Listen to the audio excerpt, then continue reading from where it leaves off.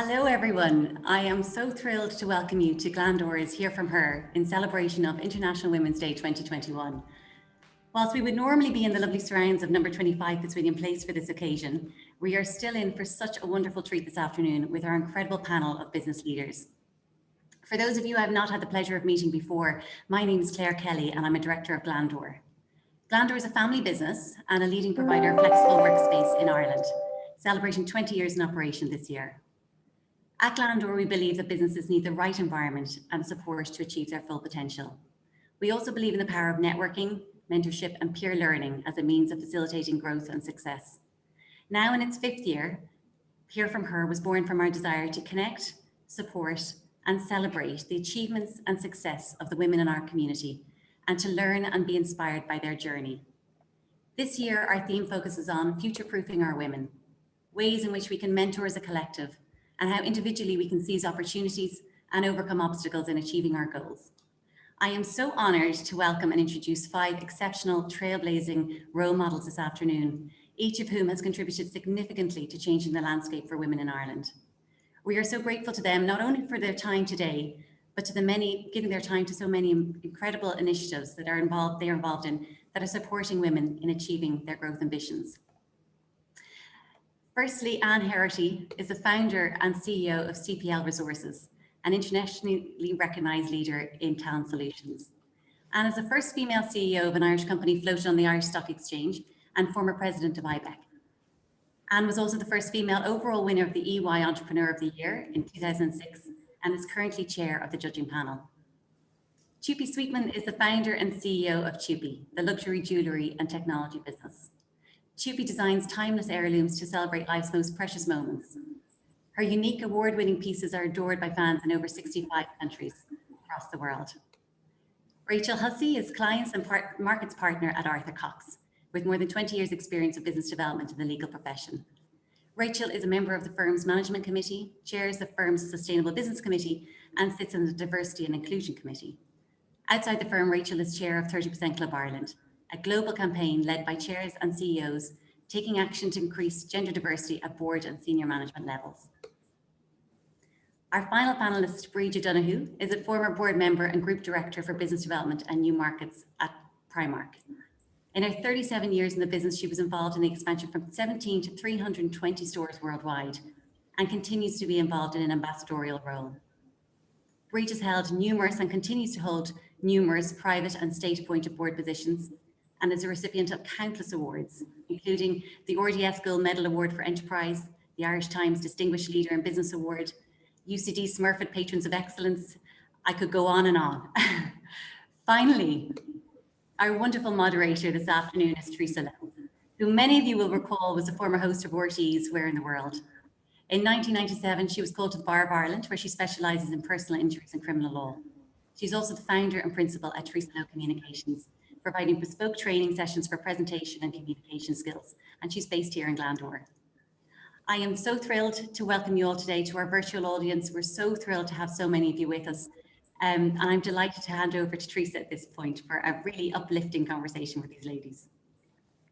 Hello everybody, happy International Women's Day. We're going to extend it for the whole week, although it was International Women's Day yesterday. It's so lovely to see you all, and I want to say a particular welcome to all of our attendees today. It's really fantastic that you're here and that you're here in such numbers. I want to welcome this amazing, fantastic panel of business leaders. We feel very privileged that they could join us here. So our theme is future-proofing women in business, and it's for women who are at the start of their careers, or maybe women that want to chase their goals and advance their careers while they're in an organisation. The panel are going to tell us all, and I'm taking notes, what to do. They're going to show us their insights, and we're going to learn so much from their collective experience. And we're also going to hear a little bit about their stories as well, and every one of them has a fantastic story. And if I could, BREEGE, maybe we'll start with you. And it's an absolute pleasure to see you here again today. So, as I said, our theme is future-proofing. We can hear you there, BREEGE. Can you hear me? I can hear you. Can you hear me? Perfect. Okay. Good. Yeah. You have the most amazing story and the most incredible work ethic. And that story and that work ethic began in Boston, County Clare, on a farm. Will you tell us a bit about that? Thanks, Teresa. At first, I think I'll start by saying Corgoruscus Naman ner Fudan down. And yeah, you're right. You know, I was growing up in rural Ireland on the borders of Clare and Galway. And my longest memory was not when I was not yet 4 years old, when there was a 3-month freeze in the year of 1947. Firstly, I think I had the stable foundation in the home, parents who were on both sides of the treaties, and they were different perspectives on the world. Home was a farm, of course, and, you know, it was idyllic. It was hard work. Watch the cows being milked, feeding the calves. I, you know, fed and treated the baby lambs to the baby's bottle by the fire. I rounded up and milked my own 19 goats before going to school. You know, we carried water from the well. We helped to make the hay. We picked the potatoes, and we walked miles to and from the schools, to and from our two-room schools, where we learned from very enlightened teachers. Wow. You know, our mothers did the flour, both in the church and in the school. And of course, my Mercedes at that time was Paddy, a beautiful horse with bells and bows, and it was a gleaming trap, which, you know, took us to mass and really to the seaside on Sunday. In the school, you'd say, you know, there was no, at that time, of course, there was no, in terms of career guidance. Yes. The nearest I could get was the Reverend Mother trying to entice me into the order. I know my colleagues would still say in my family, said, thanks be to God, the children had a lucky escape. So that's Shin Mishkel.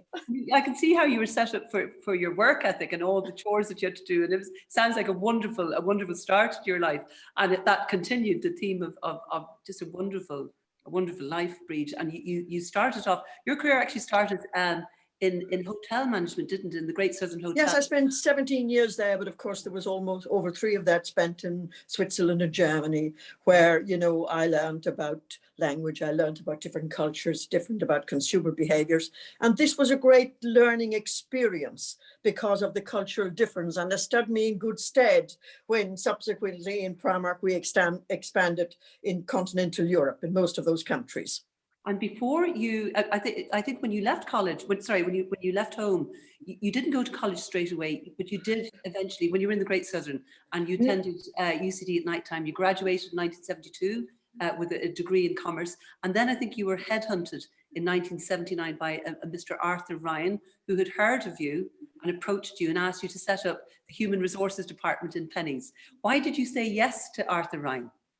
Well, I'd say, first of all, just in the first part, it wasn't economically feasible to go to college. I had the ambition and I did so. And for that reason, right through my life, continuous learning has been part and parcel of that. Primark, you know, is part and parcel of me, so to speak, because I spent 37 wonderful years there, and it was about, Primark had a soul, still has it today under the excellent leadership of Paul Marchant. It has a passion. We had pride in what we did. We were highly engaged, motivated. So we performed and we were productive. Everything we did was an element of fun about it. And then, of course, in going into Europe, it was extremely exciting because we were expanding and there were great opportunities for Irish people. And this we did after we'd established a very solid business in Ireland and the UK, and then went with our first store opening in continental Europe in Madrid in the early 2000s. And you happen to be a fluent Spanish speaker, which was very useful. As you say, your continuous learning, you speak about 5 languages. Well, I mean, I felt each country that we went into, in terms of that it was important in terms of dignity, in terms of respect, and in terms of being able to at least converse in the language and be able to answer certain questions, and also encouraged our own people to do it. And, you know, if you were to, in those early days, if you were to visit Pennies on a 7:30, a couple of mornings a week, you know, people were there, were learning their French, they were learning their German or their Spanish, because it wasn't about they needed for business, but they needed to do banter, so to speak. And of course, it's very different into new countries. There were language differences, there were cultural differences, there were not just only about the consumer behavior and about the customer buying habits, there were all of that. And also, you know, I can think when we first went in, we'll give you an indication of the kind of things that maybe other countries are important. We first went into Madrid, we just weren't at all known. We were opening this major shopping center, the biggest development that had happened in Madrid for so many years, and was opening on a Wednesday on the 17th of May 2006. And, you know, being opened by the Deputy Prime Minister, all the authorities, etc. Suddenly, Barcelona qualified for the Champions League on the previous Sunday. It was decided, oh no, we won't have that party on Tuesday night, we'll have it on Wednesday night. So that was a great learning lesson in terms of how important sport was in their culture. And to adapt, and you had to adapt. And just want to say that when you started, I think there were 17 stores when you began your career. And you really were critical in that expansion to 320 in 11 markets, currently 390 stores across 14 markets. I mean, the question has to be asked, what is it about Penneys Primark that makes it so successful? I think there's also, you know, about teams and really good teams in terms of backing teams and building the teams and having the right talent, about clear priorities, about having a good mission, know your unique capability, whatever that might be. And I'd say that would have to be price leadership in every market. And the suit I wear today, which is now a couple of years old, 3 pieces for under €50. I think also it's about managing cash, managing scalability was really important to us, and time for reflection. And I'd say in the days of COVID, that's perhaps more important than ever before, and nurturing people's health, being innovative, but also even in those days, being relentless about technology in terms of efficiencies. And I'd say probably two things that really stand out: hire smart people and they'll tell you what to do, and build trust, you know, and if in doubt, always do the right thing. And ethics ethics extremely important in terms of standards and in terms of value standards, ethical standards. And also I'd say in Penneys and Primark, who still stand today, there were no mistakes, but there were lots and lots of learnings. And it was very important to us to encourage other people, to encourage young people and young women in particular. Such a positive message from you, BREEGE, and such a brilliant opening. And we'll be back to you shortly. I want to turn to Rachel now. And Rachel Hussey is an incredibly impressive woman too. All of you are. You're the clients and markets partner at Arthur Cox, Rachel. As Claire mentioned, you chair the firm's Sustainable Business Committee. You sit on the Diversity and Inclusion Committee, and great progress has been made within the Irish solicitor profession in recent years. It was, and this, if we could have a fanfare, it would be very nice, it deserves it. It was the first legal profession in the world to reach gender parity in 2014, which is fantastic. I think women now make up 52% of the practicing profession, and there are 34% of partners in the largest 7 firms are women in the country. In this country, one firm, it's actually 44%. This is just fantastic. But I'd like to know, what steps have law firms like Arthur Cox taken to achieve gender balance at every level within the company? Thanks very much, Theresa, and thank you very much to Glandore for inviting me today, and honoured to be on a panel of such fantastic people. Yes, I think it's really great that there's parity been reached in the solicitor's profession. I think though that it's the entry level is one thing, but as you say, the partner level is another thing. And I think the main focus needs to be on the pipeline to make sure that we not only attract women into the profession, but retain them. And I think that a lot of firms in Ireland have made a lot of progress in that regard. And I think we've moved from initiative-based kind of programs to being more about business strategy. And I think that the whole importance of diversity is on the top of every managing partner's agenda. So I think once we started off with, things like, maternity coaching, having speaking events, that was a really good start. And I think it was an important thing to generate that sort of momentum. But now I think it needs to be a core part of the business strategy and inform every business decision that's made in the firm. All 4 of you are very experienced mentors, and I should mention that, BREEGE, you're very seriously involved with Going for Growth, and some of you are connected and have connections through Going for Growth and the 30% Club, which you chair, 30% Club Ireland, Rachel. Before we get to that, could you tell us what your own experience of mentorship was in your own profession, and also could you give us the distinction between mentorship and sponsorship? Yeah, I think it's quite an important distinction. So I think mentoring is when somebody is talking with you about your career and giving you advice. And I think the sort of blunt description of sponsorship is somebody talking about you. So somebody who's going to promote you and speak about you when you're not in the room. So I think that's the difference. And there's probably a third element as well, which is coaching, which again is more a sort of an interactive sort of an experience as well. But I think that when I started off in the legal profession, I don't think we really called people mentors. I don't think we realized they were mentors, but I definitely did have mentors as I kind of went through my career. And most of them actually were men, as it happens. And, you know, in retrospect, when I look back at people who are clearly looking out for me and kind of, you know, guiding me and coaching me in a way.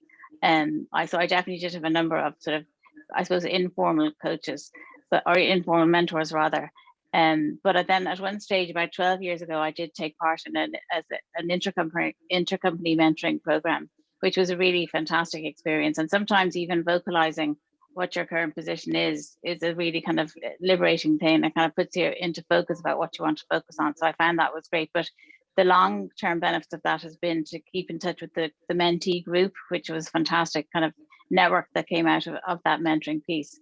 So I do think mentoring is really important, and I think if everybody should find themselves a mentor. And I think we need to bear in mind as well that sometimes men are a little bit better at finding sponsors for themselves. So I think it's just something that as people go through their career, to be more alive to the fact that, you know, sponsorship is really important in terms of making progress in organizations. There may be people that haven't even known that this exists, this concept of sponsorship. So we need the mentor, the sponsor, and executive coaching, which would be external generally, wouldn't it? Yes, I think the coaching would, generally speaking, be external, unless you're in a very big organization where the HR department might have a coaching element to it. But I think, generally speaking, it is external. With the 30% Club, Rachel, first of all, for those that aren't aware of it, the 30% Club, what is the vision? You're the chair of the 30% Club Ireland. What's the vision, the overall global vision, and what progress has been made?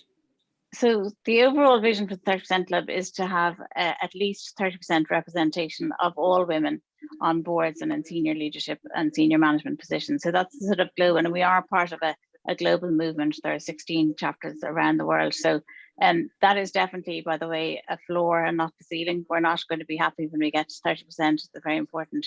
We might have to rebrand as the 50% Club at some stage, but that's certainly that's our initial aim. So in terms of progress, I suppose from a data perspective, we've definitely made progress. So when the 30% Club in Ireland was founded in 2015, the statistics weren't fantastic. We also sort of were, I suppose we think that the establishment of Balance for Better Business was an element of the progress that the 30% Club made, because that's certainly something that we were lobbying for.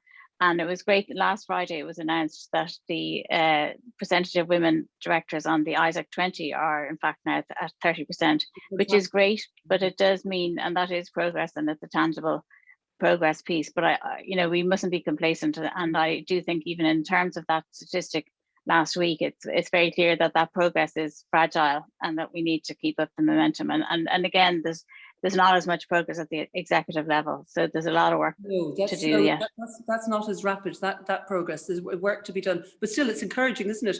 I think there are executive education scholarships as well in this organisation, and I think you've mentioned the cross-company mentoring program, so there's something really for everyone there.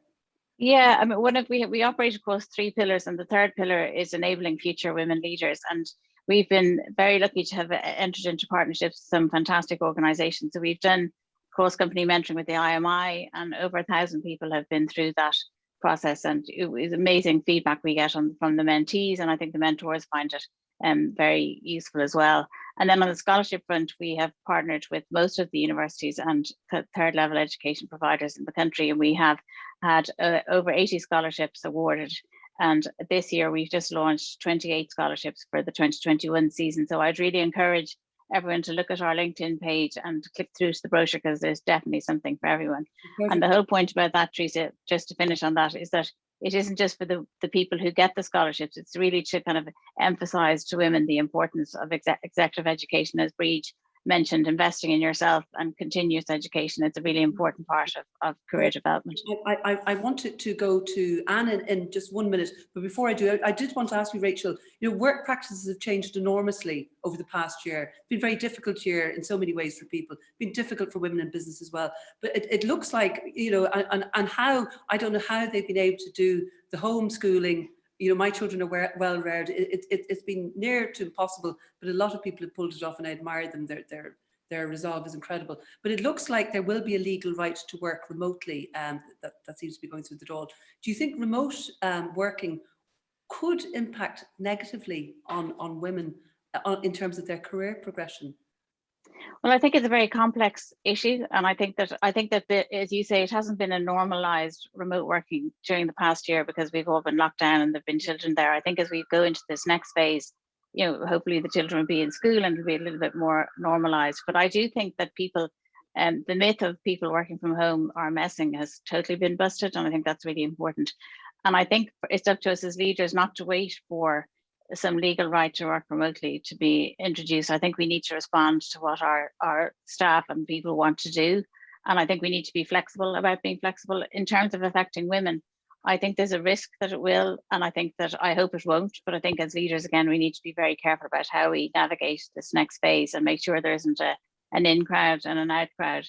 But I don't think it is just about women. I think some younger people have chosen to live further away from the office and things like that. But I think it's something we have to be alive to and make sure that it doesn't end up being counterproductive as we go into the next phase. We're going to discuss in more detail as well with Anne. Anne Herity, you're the founder and the CEO of CPL Resources, the first female CEO of an Irish company floated on the Irish Stock Exchange, and you were 29 years old at the time. You look 31 now. Speaking of 31, only 31 other women in the world have achieved this. Founders have achieved this to date. I think Whitney Wolf-Herd being the most recent inductee with the recent IPO of Bumble. Why do you think, Anne, if we start on this, why do you think there are so few female founders of publicly listed companies in the world? We can't hear you, Anne, but I'm a good lip reader. I know you. There you go. Well, I must say those statistics are pretty depressing. All right, but it's been, hopefully 2021 will be better with Whitney and Bumble leading the way. And I suppose the other thing is too, that there are other large, what they call unicorns, so $billion plus companies now, led by women, and I think that's very encouraging to see. Still too few, but you have companies like Rent the Runway and so forth. But I mean, to the question of why, I think one of the reasons comes to raising money, actually. And if you think about it, startups from their early stages generally raise funds through venture capital, and there are still very few female venture capitalists. And very few in decision-making or partner situations within venture capital companies. And I think a lot of times the VCs add, apart from the fact that that in terms of raising money, they're a good way to raise money before you might IPO, but also too, they bring more to the table. They can bring connections, networks, maybe good strategy, good thinking, and because they've seen a lot of this before in terms of helps businesses scale. And I think that all feeds into sometimes how difficult it is for female founders to raise money. I saw a statistic recently that something like less than 3% of money raised last year in the US went to solely female founders. A little bit better when it's a female founder with a male partner. But for solely female founders, it seems to be a real challenge. Is there a fear of scaling? Is there a fear there? Is that what it is as well? I don't know that it's necessarily a fear of scaling. I mean, the one thing we know is that there's a huge growth in terms of female-owned businesses, and people go into business for lots of different reasons. For some people, it's a lifestyle. Maybe they went out of the corporate world. For others, I think they really want to scale. And I think, if you get the right support and you have the right partners early on and the right idea, of course, and capability, I think your opportunity to scale is much better. So I think some of it is circumstantial as opposed to that females don't necessarily think about it. You know, we all need that little nudge every now and again. Yes. And I think if you have the right contacts, they'll have, and people maybe sometimes who have more belief in you than you have in yourself. Yes. Often those, you know, who help you on that extra way. When you started out, you were literally, it was yourself, it was your desk, and it was a phone. That's right. Can you explain to me in just a few paragraphs how you got from there to where you are today? I think you've just completed the sale of CPL Resources to Japanese headquartered Outsourcing Inc. just in January just gone. How did you get from that point to where we are now? Well, the one thing for certain is it didn't happen overnight. You know, it's over 30 years in the making. And actually, interestingly, we IPO'd in 1999 and we were a specialist in recruitment on the technology side of things. And when we IPO'd, I remember a couple of people, even people in our own industry, some of our competitors saying, you know, we never really heard of you, we didn't know you. And of course, the reason they had never heard of us is because we had our heads down and we're just working really hard, you know, really building our reputation with our clients and going at things methodically and consistently. But I think for me, the standout, and actually BREEGE mentioned it there as well, is that I've always been really fortunate to have really good people around me, people who are really capable and talented, but also have that will and determination to succeed. And I think over the years, that's been the big lesson for me. Doesn't matter whether the market is up or down, whether, you know, what way the economy is. If you have really good people around you who have that really good attitude, I think it really helps. So, you know, certainly the people who've been with me on the journey, I would say I've been lucky with those. I think also too, the other thing I'd call out is that we were specialists in tech in the early 90s and we ran into that whole .com bubble. But at that time, tech was the absolute place to be. And then, of course, we had to pivot, you know, once we got through the whole Y2K and the .com bubble. But I'm a great believer in making the trend your friend. You know, I've seen people over the years, you know, have an idea and maybe it's in a sector that's declining. And, you know, no matter how talented you are or no matter how capable you are, if your sector is in decline, it's very hard to beat that uphill struggle. So I think, you know, it's important when you're setting up a business to really understand what the need of your customer is and that strong focus on your customer so that you're not fighting that uphill battle, yes. But there is a strong trend following your business. So it makes it much easier. You were you were in recruitment, in the Grafton recruitment at one point. That's right. You were very in tech all the time, and you wanted them to run with that, and eventually you ran with it yourself. So that's a very good point. That you know be on trend, don't flog a dead horse. But there are other considerations people have to make. For instance, if we're talking about entrepreneurship as well as entrepreneurship today, entrepreneurship, somebody who wants to succeed in an organization, say if they decide. They enter this organization, they want to, their ambition is to reach board level. I think certain factors have to be taken into account and choices made. Yeah, I think the choices you make are very important. I mean, one of the things I would say is right from early on in your career, if you want to make it to board level, you need to make sure you get the right kind of experience along the way. And that almost always means you have to operate at a senior executive level within, or at CEO level or CFO or, you know, director level as an executive first before you become a non-executive. You'd be smart about the route you're going to. So you need to be smart about the route you're going to take. I think that's one of the very important things. So just ensuring that you have the right skills. I think also too, being very aware of the value that you're going to bring to a board position is very important. You know, so you really have got to focus on that, on where your skill set is. The other thing, you know, so making sure you get the right training and the right skill set along the way. And an organization that would provide good training as well. Yeah. The other thing is speak up, talk to people, be visible. You know, don't be afraid to talk about what your ambitions are. Because, you know, people are willing to help and willing to give you advice and point you in the right direction. And that was one of the interesting things for me when I set up in business, is for a long time before that, I was talking about it. I didn't have an exact idea about what I was going to do. You know, for probably 3, 4, 5 years before that, I kept saying to people, I'm going to have my own business someday. And they used to laugh at me, like, really, you know, even my friends, and used to say, well, in what? And I had tons of different ideas.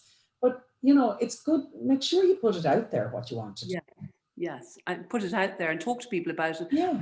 Right, so many people are so willing to help. This is why you're all here today. You know, you have had help and mentorship, and you give it back in spades, and that's the way this works. I want to bring Claire into this, because Claire and I were having a discussion during the week about the broken rung versus the glass ceiling. And Claire, you can take it off from there. This is the message behind the McKinsey and Lean In organisation, its 5th annual report, Women in the Workplace. It's not the glass ceiling that's the problem, it's the broken rung.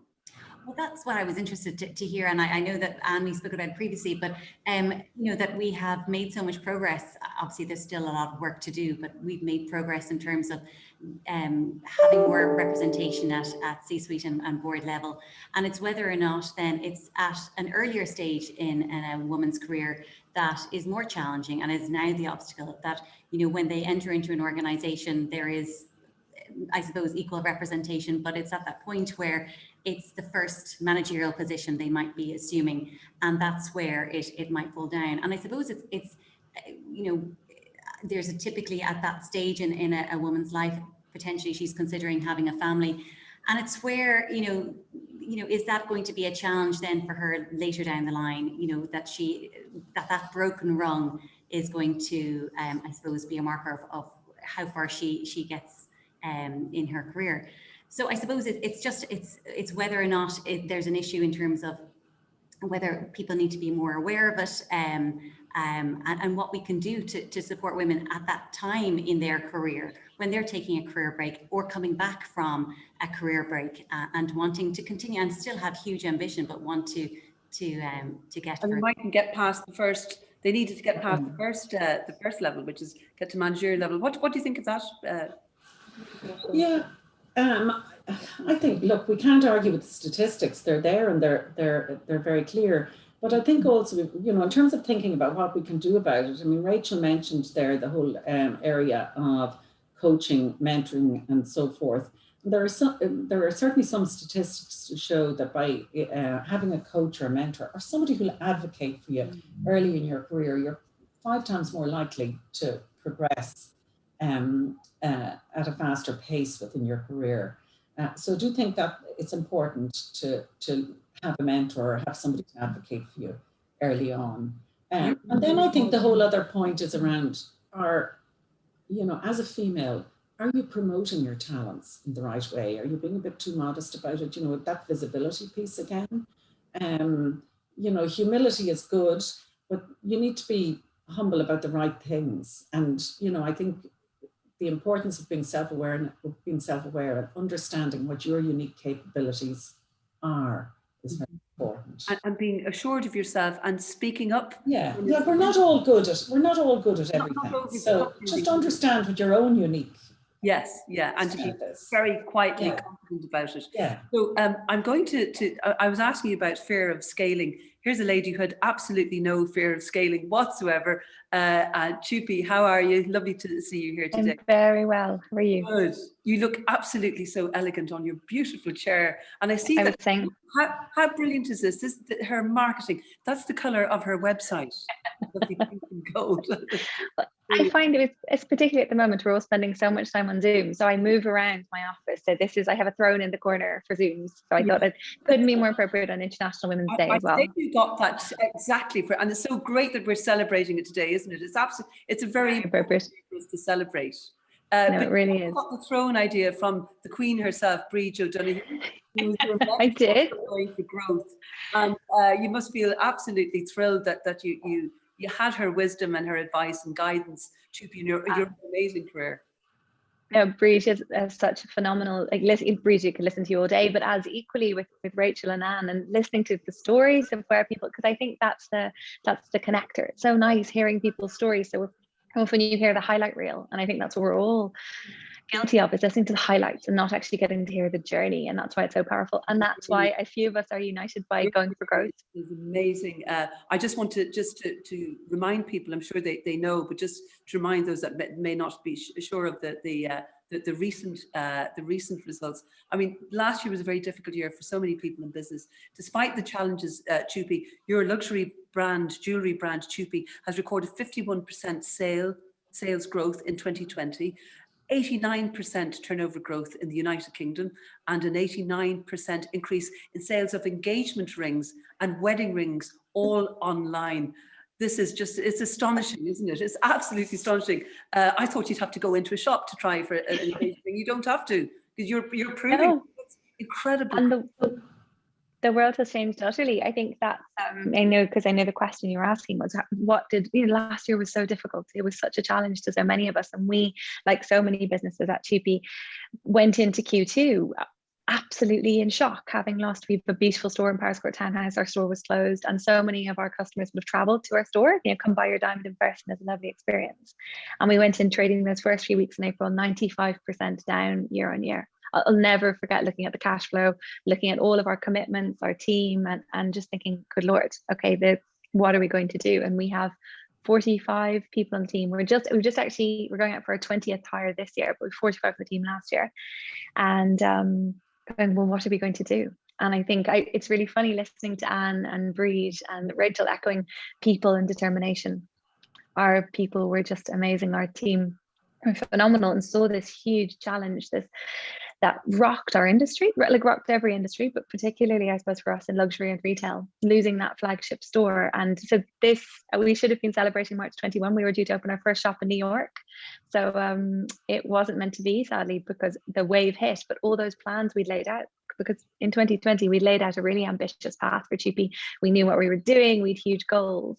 And then this COVID arrived out of the blue. This was our last normal week. And what our team did, instead of surrendering, is they went, okay, well, what can we do, and how can we grow, and how can we change the world?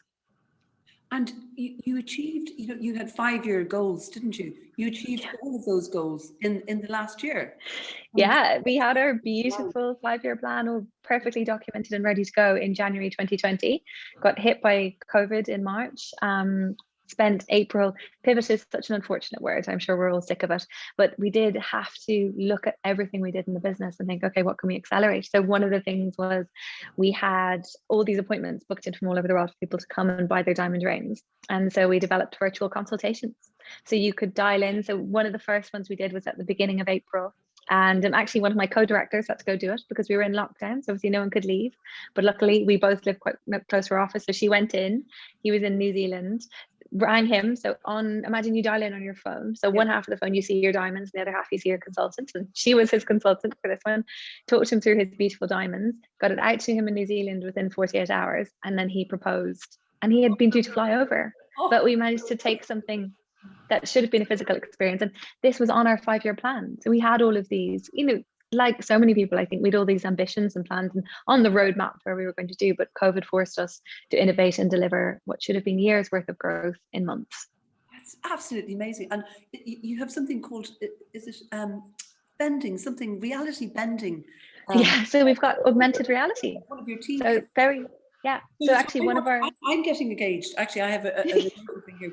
Stone is missing for years. We forget about that. Say I'm a young woman that wants to get engaged, or I've been proposed to, hopefully, and I go onto your website.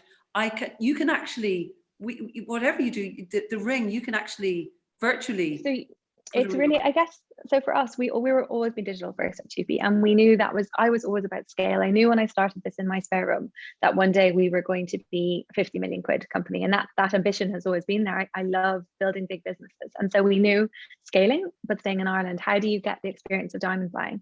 So you're thinking about buying a beautiful engagement ring, or you already have your beautiful diamonds and you want to think about the next one you want to buy. So we are building out augmented reality. So you're able to take a photograph of your hand, and then using our augmented reality, you can try on all the diamond rings. You can pop it on and go, is that the right ring? Or if you have a stack already, you can add to your stack. And that storytelling, that blend of, I think, that playing to your strengths, that's really important for us. We're storytellers. It's technology first. It's technology, and it's your team and everybody thinking outside the box. It's absolutely wonderful. Listen, you were talking about the importance of stories, and your own story is just fantastic. You had access to a sewing machine at 5 years of age. At 6, Honestly, you were making dresses, and you were funding your I think, college. You went to college, and you were funding that. And then you were approached by Topshop at 21. What did they want? well, I was saying that quite like BREEGE, probably health and safety guidelines would not approve of my childhood. It was a little bit wild, and definitely I had a real sewing machine with a real needle, an electric one with a foot pedal, aged 5, a little mini Singer sewing machine. And I think that sparked my mum, who's actually one of the founding members of the Irish Women's Movement. So mum was one of the 12 women on the contraception train, and she definitely, Sweetman, yes. yeah. And what she did was she really instilled us in a belief that we could do anything we wanted to do. So from very early on, I made and I taught and I sewed and I created. And so my college job was a fashion label. I thought I didn't really want to work for someone else. I'm professionally unemployed, so I'm 37. You're approached by Topshop. Let's speak up. So, we have to talk about our achievements here. Oh, I know, and I have. I was 21, and I'd had my own little label for 4 years, paying my way through college, and I got scouted by Topshop. They came. I remember holding the Scouts card, and like Topshop, it's so sad. Topshop are having such a terrible time now. The brand has been sold on, but back then it was Kate Moss and Jane Shepherd's, and they were the coolest thing on the high street. I remember holding the card and just thinking, this is going to change my life. And I remember the moment because I remember going into college to talk to my tutors and saying to them, I've been approached and offered a contract with Topshop at 21, and my tutor being like, I really think you should finish your education. So I didn't, I have to say, I did leave, much to their chagrin. And I'm sure it was a fantastic learning experience as well. But your husband decided for you that you needed a hobby at 26. So you took the spare room and you decided you were going to design jewelry. I don't really believe in hobbies. So I like doing things. I like to be good at what I do, and I'm very narrow. I've got a very narrow focus. I'm really passionate about whatever I give my heart and soul to. And so I never really understood the hobby thing. And then Brian, the one thing about my job, I loved it. I worked in fast fashion. It was fantastic. Really high pressure role, 3-week contracts. So you targets, and if you didn't hit your targets in Topshop, you were out in 3 weeks. You had 3 weeks to catch them, and by the end you were gone. And I did that for 6 years and loved it. But I did reach a point of, I suppose it was burnout, looking back now. And Brian, my husband, Brian was like, "Oh, you thought about a hobby?" And I was like, "Yeah." And we'd just gotten engaged, and I remember holding my engagement ring for the first time and thinking, I own a piece of the future. Like precious jewelry is like nothing else. Like your ring you're wearing, how it's full of memories. Yes. I remember wearing my ring and thinking, I'm wearing something one day my daughter will wear, and my great-great-granddaughter. And so I started making jewelry and very quickly fell in love with it, quit my proper job and started from scratch to build Chupi. I have a feeling that you could have taken any idea and your confidence and your absolutely your the hard work as well. You know, the hard work. Yeah. It's wonderful, and you're giving back as well, Chupi. You're involved also in going for growth with Starting Strong. What is Starting Strong? Well, I was very privileged. So I think for many people starting a business, you have so much passion and so much drive, but the structures aren't there. So I will always say that for me, growing Chupi from 1 to 3 people, that was okay. You know, that's hiring a friend, that's someone part-time. You're just kind of feeling your way towards building a business. But growing from 3 to 10, I think it's quite like the broken rung in the corporate ladder. 3 to 10 is almost impossible because there's no roadmap, there's no state support, there's no structure, there's no guidebook that tells you how to get from 3 employees to 10. And I actually always say getting from 10 to 50 has been easy because we had the support systems, but 3 to 10, yeah, that was tough. And in that gap of 3 to 10, which was back for us 2015, I found Going for Growth, which is an absolutely phenomenal program. I was so lucky to be mentored by BREEGE and have her keen eyes trained on my business. And I always say that going into BREEGE, you had to be ready. You know, there was no, BREEGE is very incredible champion, but doesn't suffer fools. And that attitude that BREEGE, that Paula, who created the Going for Growth program, it's amazing. And so I came through that program. I did 2 rounds on that through Going for Growth. And now Starting Strong is an amazing initiative. So it's for smaller businesses that are pre-revenue. So they've less than 2 years worth of revenue. And Glandore are actually a sponsor on Starting Strong, which seems very appropriate. And so I now mentor on the Starting Strong program. So I give my time for free. So the same way I was Yes. lucky enough to receive for free incredible mentorship. I now get to mentor some remarkable female-led businesses And because it's brilliant. I mean, it's a network as well. You're meeting the most marvelous people when you are mentoring them, and it must be very exciting to see, and for everybody who's involved in this, amazing. exciting to see the fantastic talent that is out there. It's heartwarming, isn't it? It's wonderful. I want to ask you before we go to, I think, Claire, you might have a few questions from some of our attendees, or maybe not. Well, what I was going to say is please feel free to anyone who's listening to drop in your questions into the Q&A box, and I'll go through them and we'll read them out. We'd be delighted to. About So 5 minutes, we'll start with those. Into the Q&A now, and we'll come to those very, very soon. But I wanted to ask you about these influencers. I think 77% of influencers are female. So how has social media and this whole business now and of the influencers and the rise of the influencers, how has that contributed to female empowerment in your view, Julie? I think social media has been this, it's terrible because there are awful things about it, and it is a complex ecosystem, but it's been incredible for small businesses and business with ambition to scale. So take us, for example, when I started, and it was literally in my spare room to where we are now, finding your tribe as a business, finding your audience, finding the people who love what you love. Social media has now allowed you to find them, to find the people who believe in the things you like, to love the things you love. That is, and for free. Like I guess I would always, my husband's always teasing Brian that he's like, are you off to give your Instagram lecture again? So I did the European Business Summit recently talking about the power of social media and that as a force for good. But the idea that if the Irish Times rang you in the morning and offered you, a page 3 feature on your business, you would of course sit up and take notice. Yeah. And what Instagram and Facebook and the likes of the social media giants do is they allow you that platform to the world. And so when we think, because for so many female-led businesses, like Anne is saying, they tend to start out quite small, and that ambition is there, but they don't have necessarily the network or the tools, and social media is that starting platform. So I think it's an incredible incubator. I almost think it's a more powerful incubator than anything that's being run in Ireland at the moment. And then if you look at the businesses who are really kind of making waves online, that they will hopefully go on, if we can get them, if we can give them a path and give them a structure with the likes of Starting Strong and Going for Growth, to get them not just performing on social media, but building the businesses that will change the future. I just want to, before we go to questions, Claire, I want to ask BREEGE, in Going for Growth, you've decided to stay on. Nobody will let you go, actually. You're there helping and mentoring still. But it's a very disciplined initiative. So could you just give us, because not everybody's going to be eligible to become a participant, so a little masterclass here would be wonderful. Right. Tell me what happens. I think you meet the ladies once a month. Yeah. First of all, I'd say, like Anne and Rachel said, resources are very important, and you refer to them. And Going for Growth is a very good resource.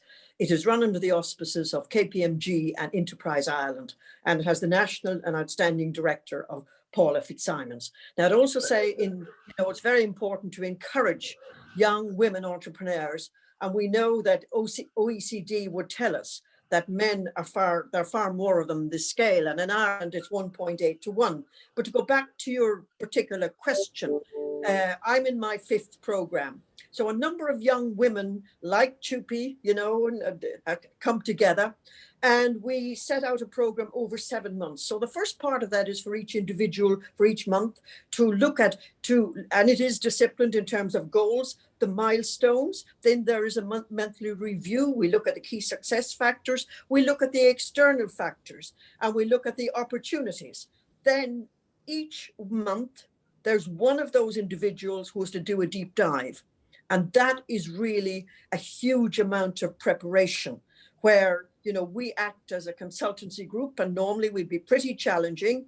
So the deep dive takes a lot of preparation, 1 hour, and then an hour's discussion. So it's about the group deciding what are their business strategies, what is their values, what is their mission, what are the opportunities internally, externally, what are the strategies to win, what are the roadmap for the future, like 5 years ahead, where are they on the journey? And if I look at, like Chupi, some outstanding, excellent women, And the thing that's very relevant in today's world, how many of them have been able to pivot. You know, I think of what come through my program with me, Catherine Thomas, Dervla O'Rourke, Julianne Kelly of what you might say of interior fame. And today, I do want to give a particular shout out to Jenny Taff, the late Jenny Taff, our lovely and beautiful esteemed CEO, who at young mother for 2 children was robbed of cancer. And I think each of us, I think we come away from these programs and what are we trying to do to each other? We encourage, be ambitious, to take risks, to be true to ourselves, to show courage, to show initiative, to be independent, to be ethically aware, and to be generous in heart and spirit, and say that love is capable of inspiring people to success. And we remind ourselves as one of what George Bernard Shaw said, and I repeat it if I may, and say, I want to be thoroughly used up when I die. The harder I work, the longer I live. Life is no brief candle to me. It's a glorious shining torch. I got hold of for a moment, and I want it to shine as loud as possible and hand it on to the next generation. Brilliant. That is brilliant. I'm thinking of Oprah Winfrey, who said, think like a queen. A queen is not afraid to fail. Failure is another stepping stone to greatness. There's so many great women. And it's so wonderful that I mean, if we were in Fitzwilliam Hall, there would be an absolute stampede and applause for what you just said there, BREEGE. Is absolutely magnificent, and we've got such a great reaction, by the way, from our attendees. I mean, there are endless messages here saying that you're just amazing women, that you're so inspiring. There's a question there for you, Rachel. Rachel, how do you instill your values on a board that is set in their ways after you join? How do you make your voice heard? I think that one of the things about the 30%, that the reason it's called that is precisely because as a minority, for example, you need to have a critical mass to actually have an individual voice. So I think that's one of the challenges, is to have a certain number of people who think like you. But I think, as Anne said earlier on, I think it's really important to speak up. And change only starts in little baby steps, and I think to be brave and to be confident and to speak up is really important. And I'm going to ask you all, there are more questions coming in here. I don't know if there's anything that's jumping to just so many. There's so much light and joy at this panel, and the learnings that everybody's getting from your insights. But could I start with maybe Anne, if I could start with you. Could you give us 3 tips for any woman who's attending this today, who's starting out in her career, or somebody who wants to really make progress? She's, catching on to the ambition here. She wants to be ambitious. She wants to achieve her goals. Immediately, what do you think she needs to do? First of all, let's take the skill level. I mean, you just always have to invest in your skills and in your learning. So it's very important to get that, get good training early on, and then continue to invest as you go, for sure. But I think one of the really important things is to constantly demonstrate within your working environment that you're up for the challenge. So take on any opportunity you get to take a challenging project. You should do that, and try and seek out bosses who will challenge you as well. Sometimes I think bosses or leaders who are very soft and don't challenge people don't actually do them any favors. So you need to stretch yourself and work with people who will stretch you. And the other thing I would say that I have noticed over my career is one of the big determinants for success, whether you're in business or whether you're in the corporate world, is being optimistic. Yes. I think you actually need to have that really positive mental attitude. And actually, I was really struck by what Chupi said about how she knew from the time she started in that bedroom that her business was going to have a 50 million revenue. And I just think,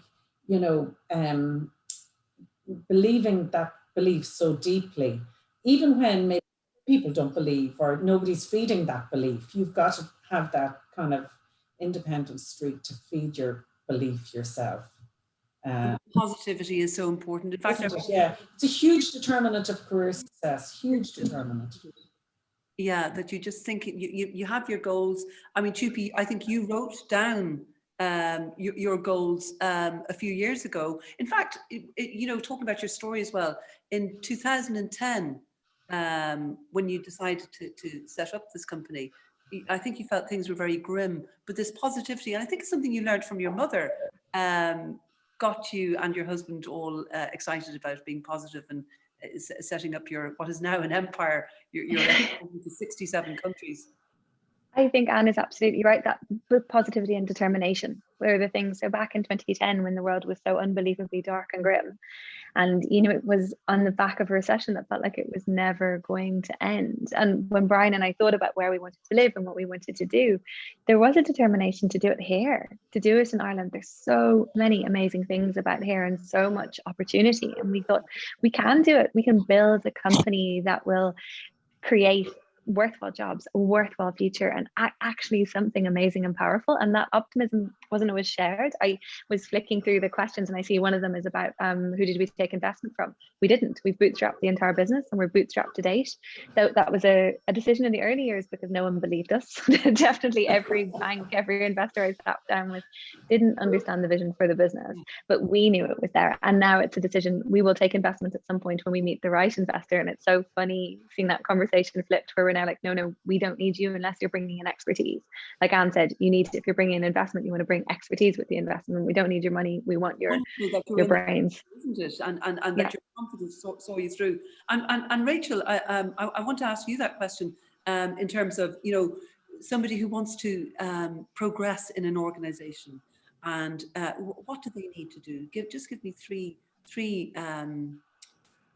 bits of guidance for a person that is listening to you today and seeing how much you've achieved, and you've spoken already about the sponsorship and mentorship and outside coaching. But what if they were to do something today and to be inspired to change tomorrow? What would your advice be to them? Well, I think there are a number of things I would say. First is to back yourself. I think that's really important. I think sometimes people, and I think particularly women, there's a tendency sometimes to lack a little bit of self-belief. And it is difficult, but you really have to back yourself, because if you don't back yourself, other people aren't going to back you. And if you hear kind of limiting voices in your head, kind of second guessing what you're doing, just don't listen to them, and talk to yourself the way you talk to one of your friends in terms of being positive and boost you up. And you never speak to your friends the way your head sometimes speaks to yourself. So I think really believe in yourself and don't listen to that. And I also think a really key thing is to build a network. So if you build a network around you, you're supporting other people and they're supporting you. And I think that's a really critical element in progression, just in the world as a whole, but also in business. Mm-hmm. Well, we're probably coming. We are. I have one little question. Yes. For Anne and for Chupi and in BREEGE as well. In your case, in terms of scaling the business as entrepreneurs and entrepreneurs, keeping that culture within the organisation that you started off with as founders, BREEGE Chupi and Anne. How did you keep that culture as the business grew? We've got a lot of companies that are growing in Glandore and scaling teams from one employee right up to 200, 300 people. How do they scale that over time, and how do they keep that culture? So we'll start with Anne. Look, you're so polite. Honestly. Go ahead. Pretty in the eye of the storm now as you're saying. So I guess for us, I think culture, the really important thing is to actually believe in it. There's so much tokenism around culture, around sustainability, that these are boxes we need to tick. This is the core of what you do. Your people are the thing that will change. Like, our people got us through a year that could have drowned the company, made it because our people believed in us. And that was because we had spent a lot of time, we care passionately about all those celebrations. And I think you've got to decide, what is your culture? Culture is a very broad term. That just means what you do and how you do it. But what is it? What matters? What are the things that move you? For us, it's joy and hope and celebration, because those are the things our customers come to us for. So we make sure as a team and as a business that we celebrate that at every level. So it's not, we don't just have we have a wonderful wellness team and they're phenomenal, but it doesn't just live in their responsibility to celebrate the company, to honor them, to honor our team. We do that at every single touch point in the business and make sure those celebrations happen.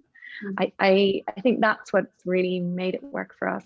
Although I'd love to have my team answer. I told you she can do anything. She had a cookbook out at 13. And there's a question here from you, from Stephanie Wilda's house. And she specifically wants to ask you, what force or strength did you find to break barriers and to just go for it? What was it, luck or determination? Where did you get that strength from? Well, I think you need some luck. You know, we all need a bit of luck along the way, for sure. And the other thing I'd say is that, when I went to school in Longford and somebody came to visit our school, we'd had a bequest and somebody was coming to kind of give us motivational talk. And that lady really caught my imagination. I was about 12 or 13 at the time. And I used to come to Dublin on the train sometimes with my mother. And the lady described how with the train, she said, you know, when you're going uphill, think about the train and it's going, I can and I will, I can and I will. And when it gets to the top of the hill and it's going down the other side, it goes, I knew I could do it, I knew I could do it, I knew I could do it. And that actually really, you know, it's amazing the simple little things that inspire you. So really stuck. I'm going down the hill, it's wee, because I made it. You know, yeah, exactly. So I think that I can and I will, because I tell you, I think I certainly have lots of self-doubt and along the way. And I think what Rachel said is very pertinent just in terms of switching that voice off in your head. So I will is my motto. That's going to be the mantra for a lot of women in Dublin now. I can. Can I ask one more question? And this is probably one of the last ones, but BREEGE, and this is a question actually for all the panelists, but BREEGE, I think you have a great answer as well. In terms of how you pace yourself and keep going, and what do you do? What kind of daily rituals or yearly rituals do you do to keep yourself fresh and give yourself that I suppose mental break to come back restored? I think, and we haven't touched on it, I think health and wellness and time for reflection is really very important, and none more than the experience of the last 12 months.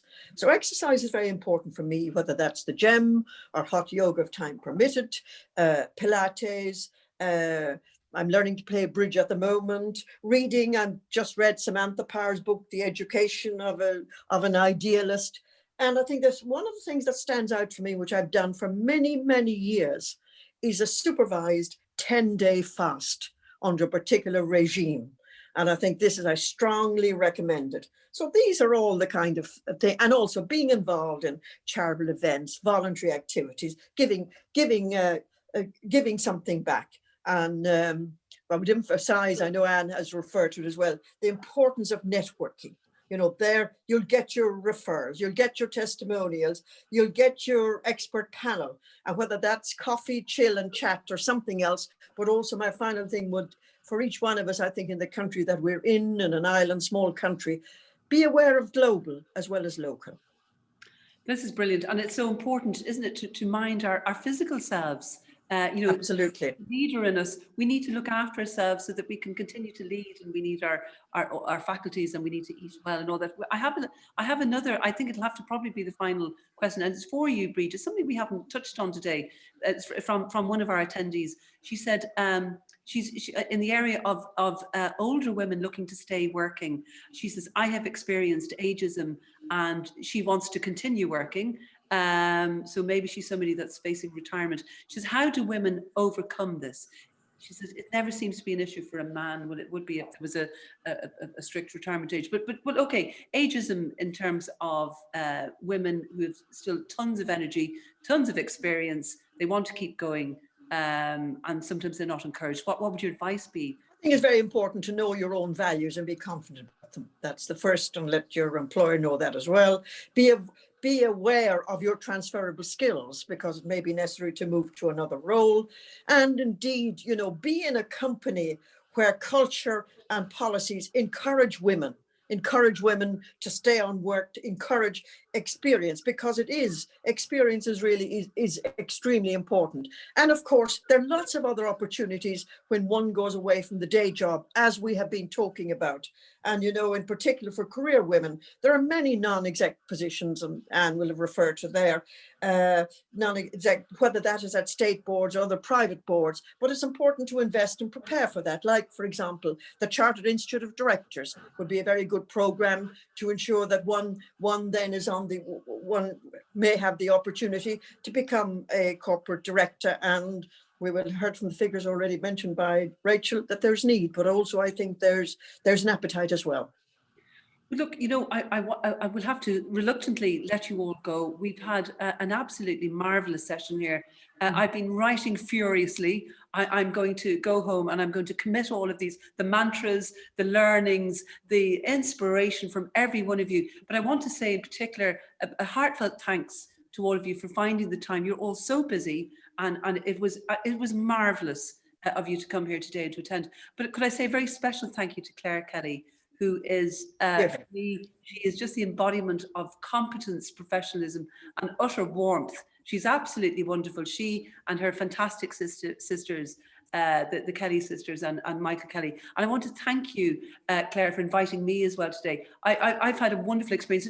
Looking at these messages here, everybody's grateful. And, you know, it has been a tough year, as you said there, BREEGE, but we've all got so much hope now, having listened to all of your insights. Can't thank you enough. Thank you very much indeed. Thank you. Thank you, Teresa. Bye. Thank you. See you this time next year. Goodbye. In person, hopefully. Definitely. Goodbye. Thank you.